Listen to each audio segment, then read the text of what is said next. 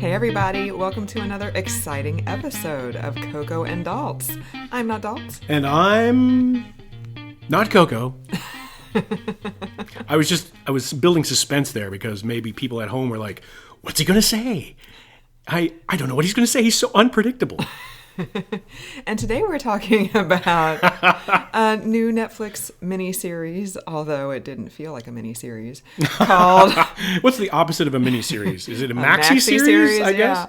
Yeah. Called The Disappearance of Madeleine McCann. If you are listening to this in real time, it's April of 2019. It was released in March of 2019. Which is expedient for us to get to this. Right. Well, it took a long time for us to get through all the episodes. It's an 8-episode series, and if you are unfamiliar with the case, like Dalts was before we began watching this series... So you mercilessly mocked me.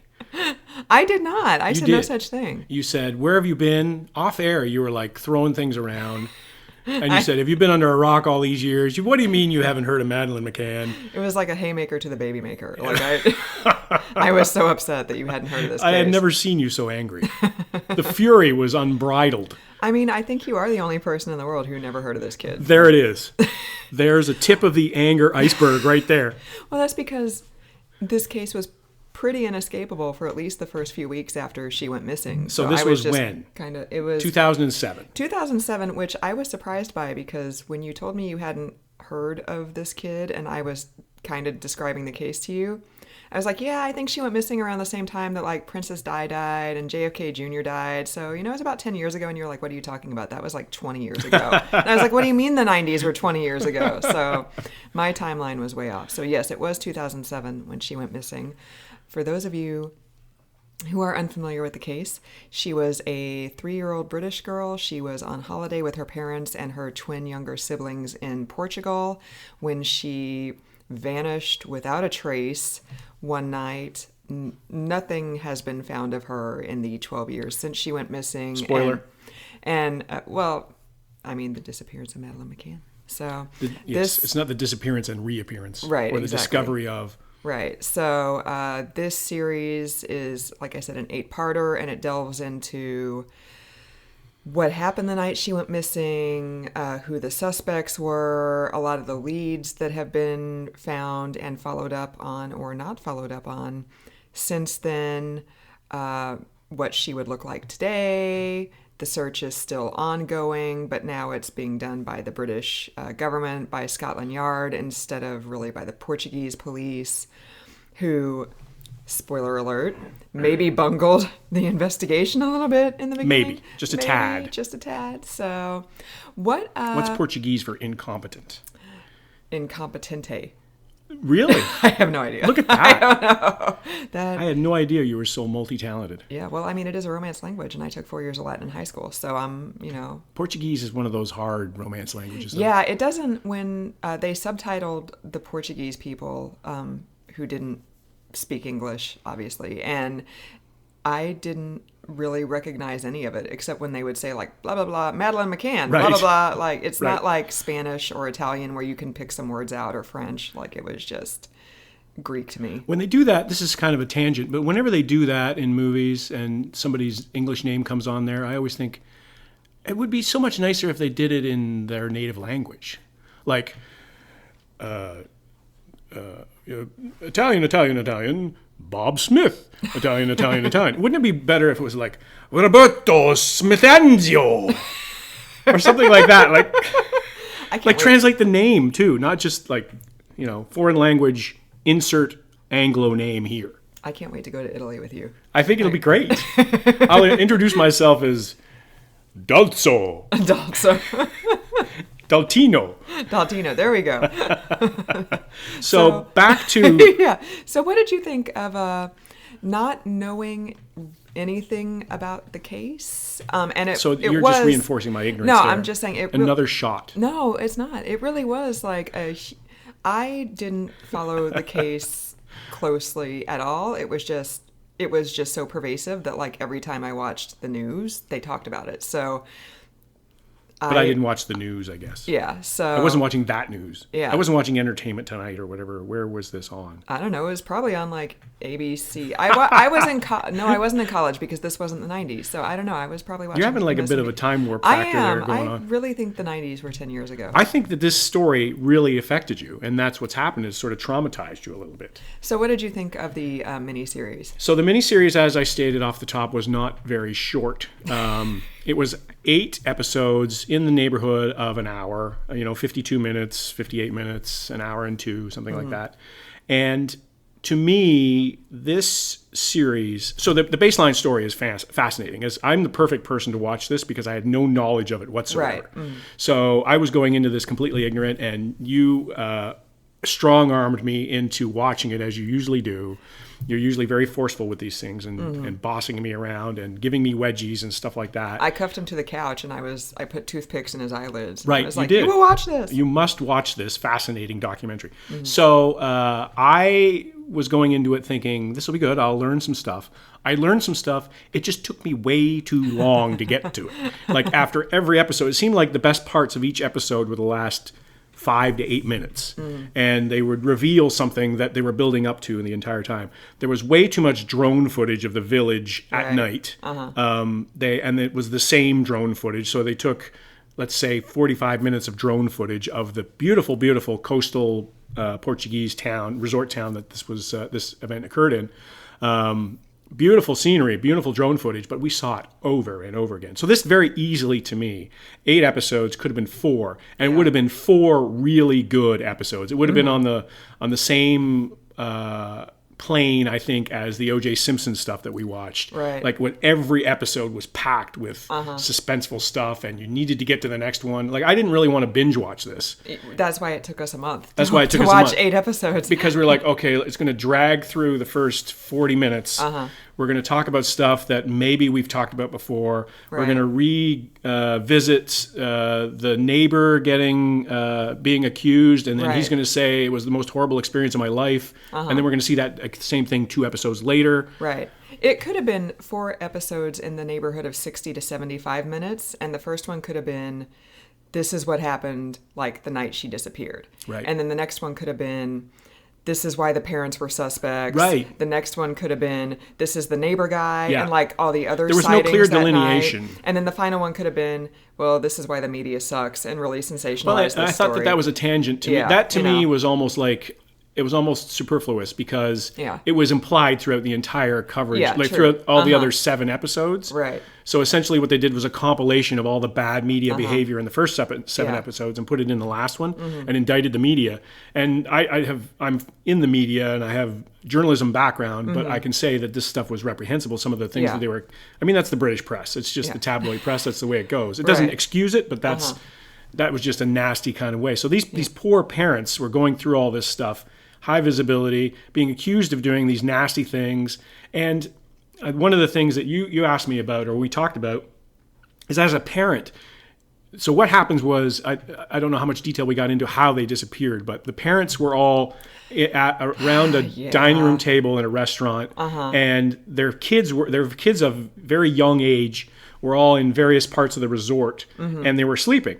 And there were no adults present where all these kids were sleeping. So what they would do is the adults would take turns going into and checking in on the room in the rooms where the kids were, and it was every 20 minutes.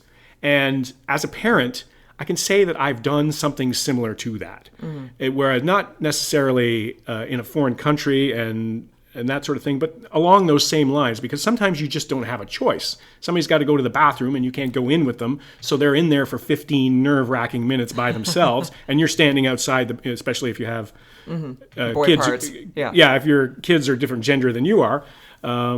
So a parent can understand. I think some non-parents, perhaps yourself, would look at it and say, what are they doing? They're sitting there drinking and eating and having fun, and their kids are asleep, and they've abandoned their kids. What's going on? Well, I think there's a difference between waiting outside like a public bathroom that has one entrance and exit, waiting for your kid to come out, versus being at a restaurant drinking with friends 500 yards. Not being able to see the doors. Not being able to see the doors or all the windows, and perhaps having given your children something to encourage sleeping. But that was never definitively landed upon. Here's one of the things that was kind of confusing, I guess, to me about the miniseries was there were a lot of reports at the time that suggested that because Madeleine's parents are both doctors, they had given their kids something to encourage them to sleep. To stay asleep, yeah. To stay asleep so that they could have fun.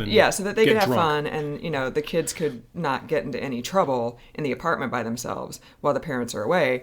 And I think it was about the third episode where they started to kind of hone in on the parents as suspects. Yep.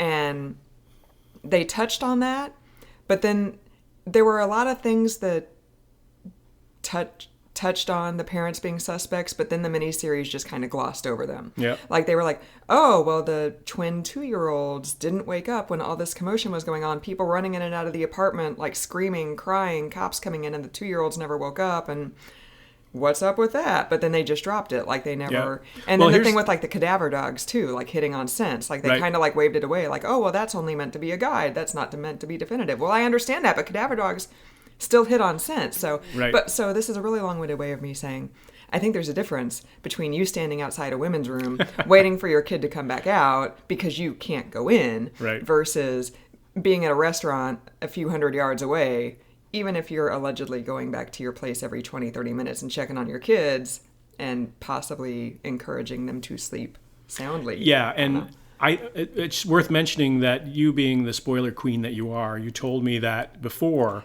Because you said, I didn't realize you didn't hear the story about the doctor parents who drugged their kids and they were disappearing. And it's like, what? And then that was very much downplayed in this miniseries, really or a documentary. It was, I thought it would have been a more sensational thing because that to me, when you told me that, it was like, whoa, this is like abducted in plain sight, like this strange, like the kid gets kidnapped, but then the parents are complicit in some way if they're drugging their kids. Like there's another level of this story that I thought was interesting, and they did kind of downplay that. And then the cadaver dogs, when they brought them in, they dedicated a lot of time to that particular episode to the cadaver dogs chasing scents, and the dogs don't know any better. They're completely objective in this, right? Uh-huh. So they're pointing things out that they think are obvious, and there was some interesting points of evidence that the dogs brought up when they barked at certain spots when they're supposed to and everything like that. But then it went away. And then after that, we didn't really revisit the cadaver dogs. Right, except for the cadaver dog handler a few episodes later saying like, well, it's never meant to be definitive. I'm like, well... Then why did you use it?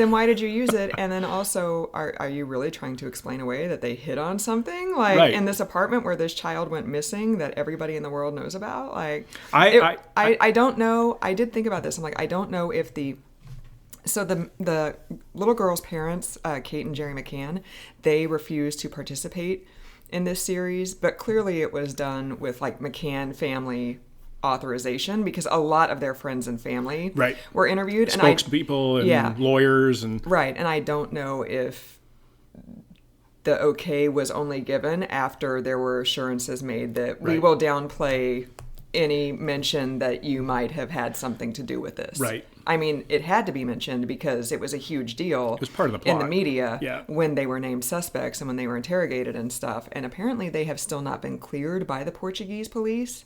Well, they've been taken off, according to the documentary anyway, they're taken off that official suspect list thing. But that doesn't mean that they were... But that doesn't mean they were innocent. Right, exactly. Yeah. So... Yeah, and I think that this is about a lot of things. As creative works such as these, as it happens with these, it's about a lot more than just the story that is advertised in the title. I mean, it's about more than just the disappearance of Madeleine McCann. In other words, it's about parent responsibility. Mm-hmm. It's about police competence versus incompetence. Right. It's about sensationalism in the media. Uh-huh. It's about all sorts of different things. There's many layers to this story. I just think it would have been a multi-layer delicious cake if it had been in 4 instead of stretched out into a thin layer of dough over 8. How'd you like that analogy? Now I'm hungry. Now I want cake. And it's we're recording this on Easter Sunday and nothing is open, so I can't. I'll bake you a cake. Are you telling me that I got something in my nose? No, I'm just doing that because I thought I had something in my nose. Oh, okay. I was like, what are you? Sorry, listeners. It's probably not something they need to hear. Well, okay. Yeah. So anyway, so it's Easter Sunday, so I can't go out and buy a cake or cake fixins. So. What else did you think of the whole Madeleine McCann documentary? So, like I said, the British government is now leading the investigation into her disappearance because the Portuguese police did bungle it pretty spectacularly off the top. Yep. I believe I read somewhere in the neighborhood of like 11 or 15 million pounds have been spent. And I'm like, wow, I mean, that's a whole lot of money during a time of austerity measures and Brexit. And I think that could have been something they could have touched on too, perhaps, was look at all the money. And I'm not saying that she's not worth it. I'm not saying that like it's not worth it to find this kid, but I think if they're gonna discuss like the media sensationalism and stuff, like this is another aspect you can bring up in a time of Brexit and economic uncertainty is tens of millions of pounds have been spent trying to find this one person, and all these leads, and you could never spend enough money if it's your own child. Yeah. And I thought that was speaking of the investigation, that was another thing that they attracted a lot of really bad investigators. Right. Like when they tried to hire private investigators, first they hired like a Spanish private investigation firm, and there was one guy who was on the case who got interviewed a lot, and I thought he was legit. Yeah, he was really legit. Yeah. Like you could tell he was really haunted by it. He was tortured by what he had seen because he had to go into like child porn rooms. Try to find her. Yeah, but the head of that investigation firm, like he was what did he do? He like talked to the media or something? Yeah, he was more into it about himself and the image that he was trying to portray, and also trying to drum up business for his firm. Right. And then they hired like an American firm that apparently was very, very highly recommended and claimed it had like former CIA operatives on it, and they could get, it was so funny, he was saying like he had contacts in the CIA and he could get images, satellite images of the town from like the very moment she was taken. And then when he gave them these pictures, they were from like Google Earth. Right. Like he just he like was Google. A scammer. Yeah, he was a total scam artist. And I'm like, they've had some bad luck. They've managed to hire very bad people. So that's at the root of this too, is that with any disappearance of a child, the first few hours are crucial. Right. So you gotta blanket the area. You've gotta get as much of a response as possible. So apparently there was a delay in reporting the disappearance, and then there was a delay in reacting to the disappearance. Right. And the first time anybody really reacted to it was like 3 hours or something like that later. Yeah. It was a significant amount of time, which is, in a place, in a coastal town. Right. The kid could have been anywhere. Could have been on a boat gone to Spain or something like that. Right. And especially like you're not in the States. You're not on like a huge landmass. Like, I mean, the kid could be in a different country. Right. Any minute. Yeah, exactly. It doesn't take long to go across borders when you're in Europe, obviously. Right. And so there was that aspect of it. And the part that hit home to me, which was, I think, in either the second last or the last episode, was when they got Scotland Yard involved in a heavier way, and they started doing Operation Grange, which was 2011. So Madeleine disappears in 2007, and this big time operation kicks into gear in 2011, 4 years later. Right. So that's and this is when they really seem to have a professional person involved, somebody who knew some things. They were trying to canvass for more eyewitnesses and things like that. This is the stuff. If they'd have done that even 3.5 years earlier, then that would have been so much more helpful than waiting for so the Portuguese police didn't know what they were doing. Right. They were sort of downplaying it. There was apparently a known sex offender in the area, which was not found out until years later. Right. And had been lingering around the hotel. And there was all these things that we didn't learn about until later on. And actually later on in the grand scheme of the investigation, but also later on in the documentary. So there's a lot of these kinds of nuggets that kept popping up. It's like, well, wait a minute, why are we not listening? Why are we finding this out in the last minute of this episode? Right. Yeah, and then they spent a lot of time talking about the neighbor who was a British expat who volunteered to translate, and then his life got turned upside down. Yep. But then they kept coming back to him, and yeah, I don't think they really needed to come back to him because he kept saying the same sort of thing over and over again. I think part of this, to me, is so we're seeing this. We're definitely in peak TV right now. We're definitely in peak, like everything you want to watch is out there, and new series are coming out every week, and it's hard for us to keep up on them, and hard for a lot of people to keep up on them. But I think this is evidence that it's also in some ways the death of editing, because we're seeing this series could have been so much better if it had been shorter. Right. There's a lot of great material here. They had access to a lot of the key people. Interviews were done well. There was some journalism involved, investigation done that was good. But I think what we're doing now is that we've got it's almost like a factory churn. There's no seasons anymore, right? There's not like the fall TV season where you'd have a bunch of things come out and then that would be it, more or less, over the course of the year until some new things came in here and there into the spring. I think now it's just you're seeing this huge demand for content. You got to feed the beast. You got to get it out there. And it's like, okay, 8 episodes. Let's churn it out. Let's go. And streaming services, if you're looking for more content, please drop us a line at cocoanddalts@gmail.com. We'll be more than happy to talk with you. Well, we're open to, Spotify or Netflix is going to do some podcasts. Right, totally. We're totally there. But content is king. Or queen, as the case may be. Yeah, definitely. I think it could have been 4 or 5 episodes in the 60 to 75 minute range. Like do one deep dive per episode on a subject, like the parents, like the investigation since 2011, et cetera, et cetera. Like, I think that would have been much tighter, much more interesting. And also, dear producers, directors, content creators, this is to you. Not everything has to be an hour long. Not everything has to be a certain amount of time long. Like if you have one episode that is worth an hour and 20 and then the next one is worth 45, I think that's fine. Yeah, totally. I think the parameters are out the window. You don't have to allow for, a half an hour episode doesn't have to be 22 minutes and an hour episode doesn't have to be 48 or whatever it happens to be or 46 to allow for commercials and station breaks and all that sort of stuff. Just give it what it's worth. This is the freeing aspect of streaming services. It doesn't have to be any sort of limit. So, this a lot of these felt like they were padded. A lot of these episodes felt like they needed to get to 50 or 55 or that's close enough to an hour. We don't, as a viewer, I don't care about that. Right. I did like that. Like I said, I kind of stopped really paying attention to it after the first few weeks of the case. Like I didn't seek out stuff when the case was going on, but you couldn't avoid it though. In some ways. Like you really couldn't avoid it. So it was interesting for me to see all the stuff that had happened after the first few weeks. Right. Like I didn't you would hear like, oh, they've hired a private investigation firm, but then you never kind of found out what happened with that. Right. Like I didn't know they hired the CIA operatives that were not actually CIA operatives. They were scammers. Yeah, so that was really, really interesting for me. And it was like, because there was so much news in the first few days of the case that it was hard to, you couldn't keep up with everything that was going on if you were following it. So it was interesting for me to see some of that stuff too. But yeah, I mean, I could have easily done with a lot less. Like, who cares? So where do we stand in recommending or not recommending the disappearance of Madeleine McCann? I'd give it a B-, maybe in the C range. Is that a recommendation? I mean, sure. If you got 8 hours and you got nothing else to do, like, sure. I also think this is one of those series where you read about sometimes that you could skip an episode every now and then. Yeah.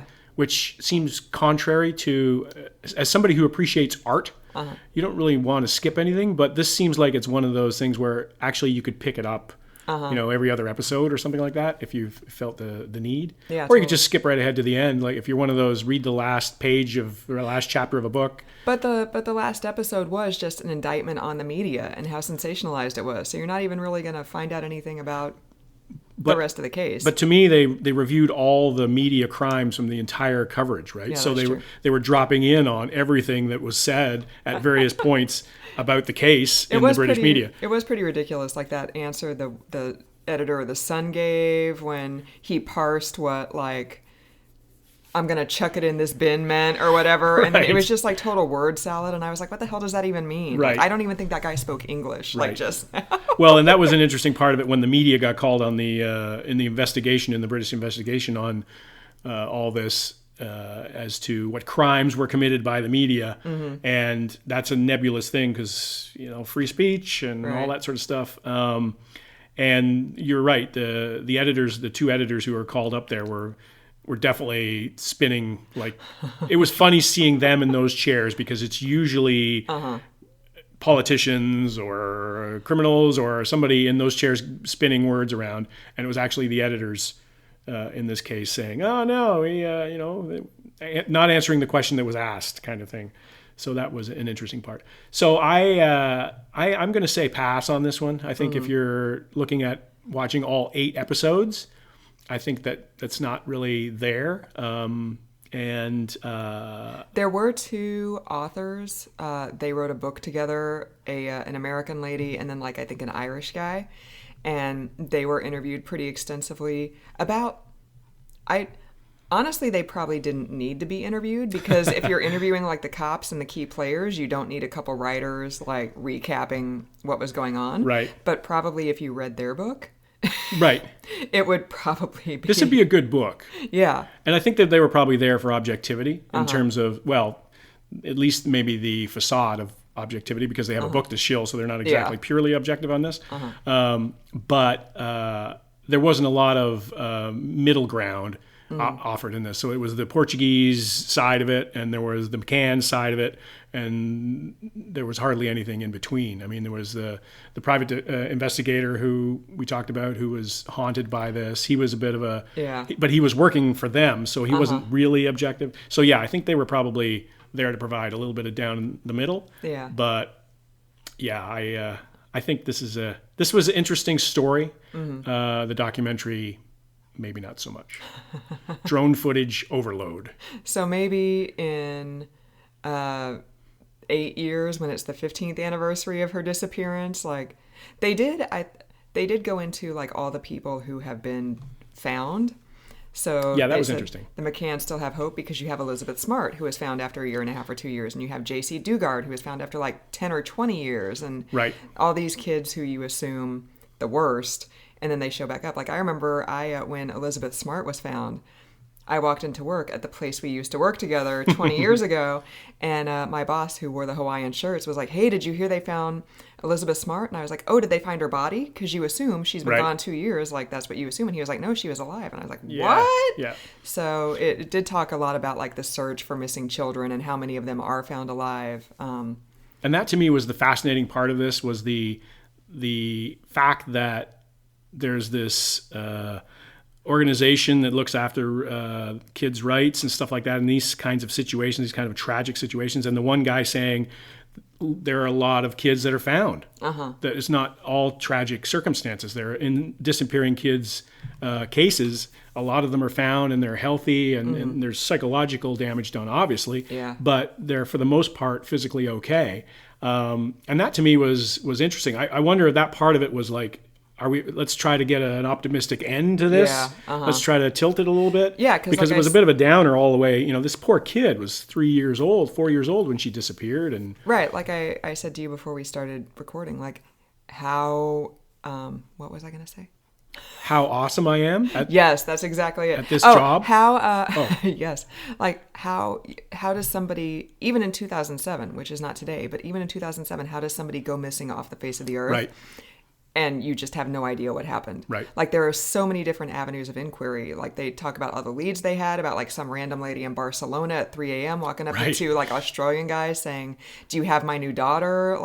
So many random avenues of inquiry, and yet nothing has turned up anywhere. And it's been 12 years. How does that happen in this day and age? And that you raised an interesting point too about this, is that it's also a study about the fallibility of the human memory and recalling details. And so there's a huge part of it dedicated to one of the party saw a man carrying a kid away in not a paternal way, but sort of carrying the kid in his arms, like he was carrying a sack of potatoes or something like that. And the kid had PJs on, and they described it, but they couldn't focus on the kid, on the person's face. Yeah. And it was the fallibility of this person. So everything you see in your life, can you imagine having to recount, bit by bit, 15 minutes ago what happened, and what the guy who came to steam clean the rugs was wearing, and what his name was, and whether he had an earring, or whether he had a hat on, or how tall he was, or what the license plate of the truck was that he was in, all these details that that was the fascinating part to me, is like, what happens if this happened, like when a crime is committed? How reliable is your memory? How reliable are the things that you have in your memory that you think are correct? Mm-hmm. So that was stunning. So I think we're going to wrap this episode up. All right. Of the disappearance of Madeleine McCann. Well, okay, your quick take. What do you think happened? Oh, what do I think happened? Yeah. Oh. We are not wrapping up this episode. Apparently not. My quick take is I think she was kidnapped and swept away. I don't think she was, as there was speculation in the story, I don't think her parents killed her and dumped her body, accidentally killed her and dumped her body, or that kind of thing. I just think that, having seen so much footage of them, the mother is destroyed. You can tell she is. The dad, I'm not 100% sure about, but they're very English, very British. Not English. They're very British, so they're very stiff upper lip. Stiff upper lip, and they were apparently told by media experts, do not break down on camera, because whoever did take your child, they will love that reaction. That will be victory to them. Yeah, like keep it together. I can't imagine. What's your quick take? You're going to say the opposite of what I said. Yeah. You think that the parents accidentally killed Madeleine? I don't know. You don't think they're purely innocent? I think that when women and children are hurt or killed, the people closest to them usually tend to be the ones to do it. That's absolutely true. So that's all I'm going to say about that. That's absolutely true. Maybe we should cut this part out. I don't want to get sued. Disappearing kids, however, I don't know. Well, it's speculation. We don't have any proof, and it's not libelous, so I think we're good. We're still going to cut this part out. So, wrapping up this episode. Coco's gonna put some groovy music behind this. Yeah. We're gonna dance. Dalts we're not gonna be celebrating, actually, because it's kind of a dour topic. But yeah, Dalts is doing the white man's over. And so for another episode of Coco and Dalts, I'm not Coco, and I'm not Dalts.